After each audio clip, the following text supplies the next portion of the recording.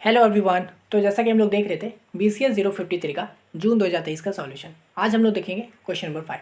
तो ये बोल रहा है what are the advantages of using CSS, what is an external style sheet, how is it link to the related HTML document. तो यहाँ पे देखिए हम लोग को CSS के बारे में पूछ रहा है, उसका HTML पूछ रहा है, मतलब सॉरी एडवांटेजेस पूछ रहा है। तो चलिए देखते हैं। वैसे आपको CSS के बारे में ऑलरेडी पता होगा। तो क्या होता है एडवांटेज ऑफ CSS? सबसे पहले आएगा separation of content and presentation. ठीक है, तो देखिए CSS allow you to separate the content of a web page यानी HTML from its presentation. This makes the HTML code cleaner and easier to maintain.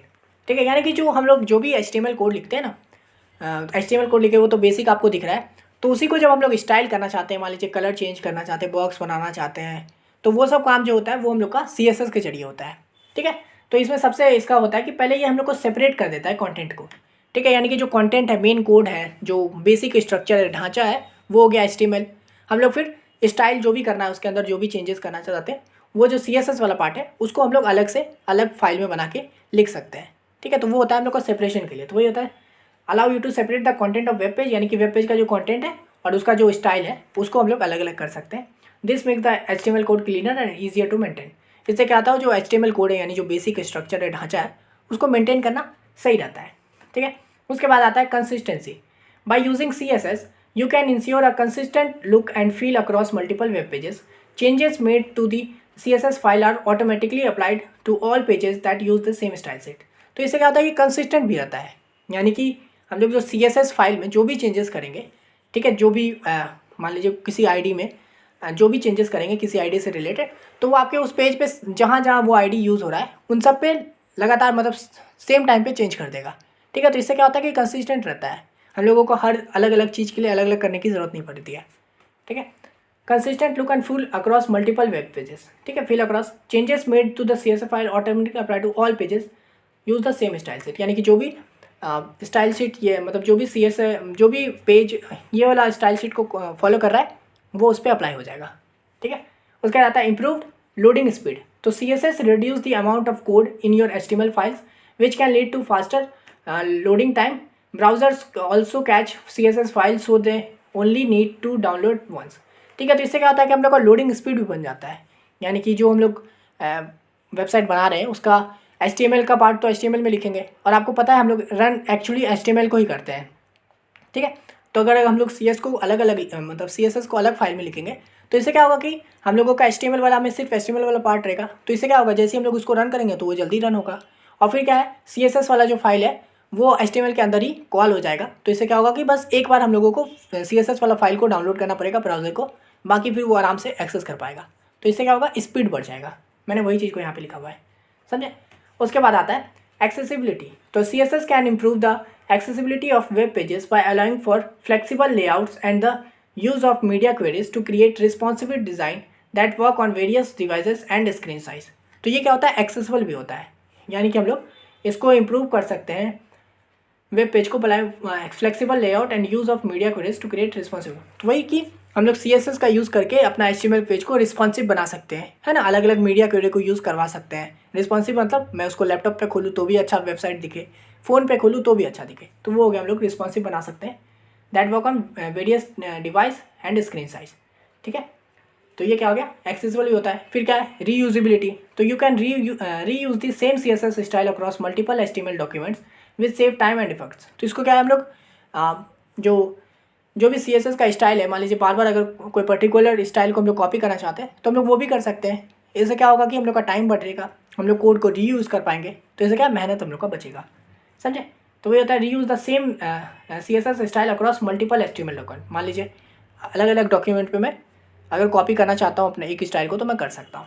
ठीक है, तो ये हो गया। अब यहाँ पे देखिए मैंने बहुत ज़्यादा ऐसे करके डिटेल में आपको समझाया है, आप इसको आराम से छोटा करके लिख सकते हो, क्योंकि देखिए ये 5 मार्क्स का क्वेश्चन है। अगर आप इतना लिखने चल जाओगे तो आपको समय ये लगेगा कि ये ज़्यादा है, 2 घंटे का पेपर है। तो आप आराम से लिखिए, छोटा करके लिखिए। ठीक है, आप जान गए हो कि होता क्या है। ठीक है, आप अपने हिसाब से छोटा छोटा करके लिख सकते हो। आप पूछा कि एक्सटर्नल स्टाइल शीट क्या होता है, यानी कि N external style sheet is a separate file with a .css extension that contain CSS rules. यानी कि एक्सटर्नल मतलब कि जो CSS एक तो होता है कि भाई HTML के अंदर ही अपना डिज़ाइन मतलब CSS कर दो, है ना, स्टाइल कर दो। और दूसरा होता है कि भाई एक CSS का अलग फाइल बना लो, उसके अंदर अपना सारा स्टाइल वाला काम करो और HTML वाला HTML में रहने दो। ठीक है, तो वही जो होता है वो अलग फाइल बनाते हैं, उसी को कहते हैं एक्सटर्नल स्टाइल सेट। इसका क्या होता है हम लोगों का .css होता है एक्सटेंशन। जैसे HTML फाइल का क्या होता है .html, जो भी नाम देना है दो, मतलब index.html। तो इसी तरह से हम लोगों का स्टाइल का मतलब CSS का क्या होता है .css। समझे? तो वही होता है कि एक्सटर्नल स्टाइल सीट होता है जो कि कंटेन करता है CSS का जितना भी रूल वगैरह या फिर जो भी मैं CSS कर रहा हूँ वो। This file can be link to multiple HTML documents making it easier to maintain and update the style for the entire website. तो इससे क्या होता है कि हम लोग ये जो फाइल है इसको हम लोग चाहे तो मल्टीपल HTML डॉक्यूमेंट में इसको क्या करते हैं लिंक कर सकते हैं। बस सिंपल एक लाइन लिखना है उससे लिंक हो जाएगा। ठीक है, और making it easier to maintain update the style for the entire website. इससे क्या होता है कि भाई हम लोग आराम से पूरे वेबसाइट को मेंटेन करके रख पाते हैं। ठीक है, कोई चेंजेस करना होता है तो बस CSS वाले में जाओ और अपने हिसाब से जो चेंज करना है वो कर दो। ठीक है, तो ये हो गया। अब देखिए linking an external style sheet to an HTML document, यानी कि वही कोई HTML डॉक्यूमेंट है उसमें जो अलग CSS फाइल बनाए उसको कैसे लिंक करेंगे। तो to link an external style sheet to an HTML document you use the link tag. ठीक है, link tag in the head section of the HTML document, यानी कि जो भी हम लोग अगर लिंक करना चाहते हैं तो हम लोग का जो हेड वाला HTML के अंदर पार्ट होता है उसके अंदर बस ये लाइन लिखो। ठीक है, लिंक टैग का यूज़ करेंगे तो कैसे लिखाएगा लेस देन लिंक REL। ठीक है, REL is equal to style sheet, ये सेम एज इट इज़ लिखाएगा। फिर href is equal to style.css। ठीक है, तो ये जो style.css है ये मेरा CSS का नाम है, फाइल नेम है। तो ये चाहो तो आप यहाँ पे कुछ भी हो सकता है styles.css या जो चाहो वो, पर जनरली हम लोग CSS का नाम स्टाइल ही रखते हैं। ठीक है, तो ये हो गया href।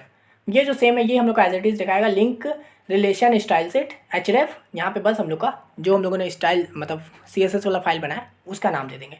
तो इससे क्या होगा कि भाई अब इस HTML के अंदर ये वाला स्टाइल CSS मर्ज हो गया, मतलब अटैच हो गया। अब हम लोग इसको जो भी हम लोग चेंजेस करेंगे CSS में वो हम लोग का HTML में दिखेगा। ठीक है, वही लिखे in this example the style.css file contain the CSS rule that will apply to the HTML document. वही CSS का जो भी बना है वो HTML पे दिखेगा। तो इस तरह से होता है हम लोग का एक्सटर्नल स्टाइल सेट। अब देखिए इसको मैंने डिटेल में लिखा है, आप नॉर्मल लिख सकते हो कि पहले तो लिख दोगे क्या होता है। ठीक है, ये लिंक फिर क्या होगा linking an external style set to an HTML document. इसके लिए नॉर्मल बस ये लिख दोगे इतना दूर, पूरा ये सब भी लिखने की ज़रूरत नहीं है। ठीक है, ये सब होप आप खुद से अपने हिसाब से ऊपर नीचे कर सकते हो। ठीक है, ये सब बस आपने ये लिख दिया, हो गया बात खत्म। आप इसमें लिख दोगे कि ये जो CSS है ये जो style.css है इसी के अंदर भाई हम लोग का CSS फाइल है, सारा वैल्यू इसी के अंदर है। समझे? तो ये था हम लोगों का CSS के बारे में। ये भी क्वेश्चन पूछते रहता है CSS से रिलेटेड। अब चलिए नेक्स्ट क्वेश्चन देखते हैं। ये explain the following WML elements with the help of an example. ठीक है, तो यहाँ पे हम लोग को WML टेबल के बारे में पूछा है और एंकल एलिमेंट के बारे में पूछा है। तो चलिए देखते हैं। तो देखिए WML टेबल्स, तो ये क्या होता है WML वायरलेस मार्कअप लैंग्वेज। देखिए इसका डेफिनेशन भी पूछता है कि व्हाट इज़ WML, तो उसको भी पढ़ लीजिएगा। देखिए ये क्या होता है टेबल के बारे में पूछ रहे हैं। Tables are use to present data in tabular format similar to the HTML table. तो ये जो WML टेबल होता है ना ये भी आप लोग का जो HTML का टेबल जैसा होता है वही होता है। ठीक है, they are defined using the table TR मतलब आपको पता है टेबल रो, और TD का मतलब होता है टेबल डेटा एलिमेंट्स। देखिए ये भी हम लोग का HTML का जैसा ही होता है लेकिन ये हम लोग का फ़ोन के लिए यूज़ होता है। ठीक है, ये जो वायरलेस मार्कअप लैंग्वेज है ये एक्चुअली स्मॉल डिवाइसेस के लिए होता है, फ़ोन के लिए हम लोग का इसका WML का यूज़ करते हैं। ठीक है, देखिए एग्जाम्पल भी बोला है। तो ये WML से भी रिलेटेड क्वेश्चन आता है समझे, जिसमें आपको टेबल बनाने शायद बोल देता है, तो ये उसका फॉर्मेट होता है, देख लीजिए। ठीक है, तो ये पहले हो गया हम लोग का वही हेडर फाइल। ठीक है, XML के अंदर ही होता है ये सब टेबल। ठीक है, तो पहले हम लोगों ने हेडर फाइल लगा दिया। फिर देखिए WML बनाना है तो हम लोग WML टैग का यूज़ करेंगे। फिर उसके अंदर एक कार्ड का यूज़ होगा। ठीक है, ये कार्ड। फिर यहाँ पर टाइटल स्टूडेंट लिस्ट, अगर आप चाहो तो ये टाइटल ना दो तो भी चलेगा, नॉर्मल आपने कार्ड दिया। ये टाइटल क्या है, ये स्टूडेंट लिस्ट है, एक तरह से बताना कि ये जो कार्ड है हम लोग का इसमें स्टूडेंट लिस्ट है। समझे? आप देखिए टेबल बोला है ना, तो हम लोग नॉर्मल अपने हिसाब से मैं एक एग्जांपल बता दे रहा हूँ जिसमें मैंने स्टूडेंट लिस्ट रखा है। उसके अंदर अब ये नॉर्मल टेबल, ये चीज़ तो आप लोग को पता ही है, टेबल आप लोग बनाए हो HTML में, वही सेम चीज़ है, सब सेम। ठीक है, तो टेबल हो गया। उसके अंदर ये हो गया TR मतलब क्या, टेबल रो। ठीक है, टेबल रो के अंदर मैंने 2 वैल्यू डाल दिया है, नेम प्रोग्राम। ठीक है, अगर चलिए मैंने एक काम करता हूँ, हालांकि ये तो हो गया WML। ठीक है, ये टेबल का फॉर्मेट हो गया इतना दूर, इसको बाद में देखिएगा। फिर मैंने क्या किया, कार्ड को बंद कर दिया, फिर मैंने WML को बंद कर दिया। तो इस तरह से हम लोग का पूरा WML बनता है। पर यहाँ पे चलिए मैं आपको टेबल वाला ना कंटेंट आपको उसमें वेबसाइट पे समझाता हूँ, ठीक है। हालांकि WML को रन नहीं कर सकता ना, क्योंकि वो अलग से रन होता है, तो वो एक्चुअली हम लोग यहाँ पे कर भी नहीं पाएंगे। तो हम लोग चलिए आपको HTML की तरह दिखा देता हूँ। मैंने जैसा बोला कि वो सेम ही होता है। तो यहाँ पे एक काम करते हैं, इस बॉडी को हटा देते हैं और हमको कुछ ज़रूरत तो है नहीं, तो यहाँ पे ये कर देते हैं, ठीक है। मैंने बस ये टेबल वाला जो है ना कंटेंट वो कर दिया है। तो ये देखिए टेबल बना, इसको चलिए मैं रन करके दिखाता हूँ। यहाँ पे देखिए ये टेबल बन गया है, लेकिन ये थोड़ा अच्छा से नहीं दिख रहा है। तो मैं काम करता हूँ ना, बॉर्डर डाल देता हूँ इसका, बॉर्डर इज इक्वल टू 2। आप देखिए ये देखिए टेबल बन गया हम लोगों का, है ना। तो मैंने बस एक नॉर्मल टेबल बनाया जिसमें TR मतलब टेबल रो, तो यानी कि ये पहला रो तैयार हुआ, समझे। इसके अंदर मैंने डेटा डाल दिया है TD नाम से, TD मतलब टेबल डेटा, इसका हो गया रो मतलब ये पहला हो गया नेम, फिर दूसरा TD क्या है, प्रोग्राम। तो इस तरह से प्रोग्राम हो गया। फॉर एग्जांपल मान लीजिए अगर मैं यहाँ पे चेंजेस कर देता हूँ, एक और डेटा डालना चाहता हूँ, तो मैं वो भी दे सकता हूँ। यहाँ से मैंने कॉपी किया, फिर यहाँ पे पेस्ट कर दिया, अरे सॉरी Ctrl+Z, यहाँ से कॉपी करो इसको, Ctrl+C, यहाँ से इसको यहाँ पे पेस्ट करो, और यहाँ पे मान लीजिए मैं कुछ भी लिख देता हूँ। अगर मैं अब रन करूँगा तो देखिए एक और रो हम लोग का तैयार हो गया, समझे। तो इस तरह से मैंने पहला टेबल रो बना दिया। उसके बाद फिर दूसरा टेबल रो, यहाँ पे क्या होगा, चलो इसको हटा देते हैं। दूसरा टेबल रो में यही नेम के नीचे जो होगा, यानी कि ये नेम है, तो यहाँ पे मैंने पहला नाम दे दिया है सोनी, ठीक है, और उसका प्रोग्राम कोड। दूसरा टेबल डेटा क्या है, तो प्रोग्राम है, तो उसका मैंने BCA डाल दिया। फिर मैं टेबल तीसरा रो बना रहा हूँ, फिर TD नाम के मैं हिमांशी डाल दिया हूँ, और फिर उसका टेबल डेटा प्रोग्राम में MBA दे दिया हूँ, ठीक है। फिर मैंने टेबल को बंद कर दिया। तो इस तरह से ये हम लोगों का पूरा टेबल बन के तैयार हो गया, समझे।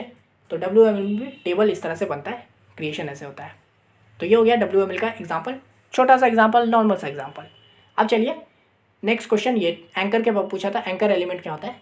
तो देखिए the anchor element in WML is use to create hyperlinks, it allow user to navigate to different WML text और वेब पेजेस। तो एंकर क्या होता है भाई, एक तरह से हाइपरलिंक बनाने के लिए होता है, यानी कि कोई नॉर्मल टेक्स्ट है, अगर उसको लिंक बनाना है आपको, यानी कि जैसे आप क्लिक करो तो आप दूसरे वेबसाइट पे पहुंच जाओ या दूसरे पेज पे पहुंच जाओ, तो उसके लिए यूज़ होता है एंकर एलिमेंट का, ठीक है। तो इसका क्या होता है, एग्जांपल नॉर्मल देखिए, मैंने वही लिखा वही XML वर्जन, WML को स्टार्ट किया, कार्ड दिया हूँ, होम पेज, ठीक है। इस कार्ड के अंदर मैंने नॉर्मल लिखा है अभी, welcome to my WML site, ठीक है। मैंने एक पैराग्राफ लिख दिया है। अब यहाँ पे मैं एंकर का यूज़ कर रहा हूँ, तो ये है हम लोग का एंकर टैग। इसके अंदर मैंने क्या किया, देखिए जब आप लोग WML में यूज़ करते हो तो आपने पहले एंकर टैग दिया, उसके अंदर आपको जो लिंक को भेजना है ना, तो उसको आपको ऐसे यूज़ करना होगा, गो टैग से। तो गो href, ठीक है, ये हो गया href इज इक्वल टू, यहाँ पे आपको जिस पेज पे भेजना है या फिर जो जिस लिंक पे भेजना है वो वाला लिखना है। तो मैंने फॉर एग्जांपल मान लीजिए मैंने एक अबाउट करके एक पेज बनाया है, ठीक है, जैसे हेडर होता है ना, फूटर होता है, उसी तरह से मैंने एक about.wml करके पेज बनाया है। अगर आप बड़ा कभी वेबसाइट बनाए होंगे, फॉर एग्जांपल ई-कॉमर्स वेबसाइट बनाए होंगे, तो आपको पता है ये सारा पेज हम लोग का सेपरेट बनता है ना। कॉन्टैक्ट अस का अलग बनता है, होम का अलग बनता है, अबाउट अस का अलग बनता है। तो इसी तरह से मैंने एक एंकर टैग बनाया जिसका जो हम लोग को अबाउट पेज पे लेके जाएगा। और ये क्या होगा, इस पर दिखेगा क्या, अबाउट अस, यानी कि जैसे मैं अबाउट अस पे क्लिक करूँगा तो मैं about.wml पेज वाले पे पहुँच जाऊँगा, समझे। यानी कि ये जो अबाउट अस है ना, इसको मैंने, ये पहले नॉर्मल टेक्स्ट था, अब मैंने उसको क्या किया, एंकर टैग बना दिया, यानी कि ये एक हाइपर लिंक बन गया है। तो मैं इस पर क्लिक करूँगा तो मैं दूसरी जगह पहुँच जाऊँगा। तो ये हो गया पहला एंकर।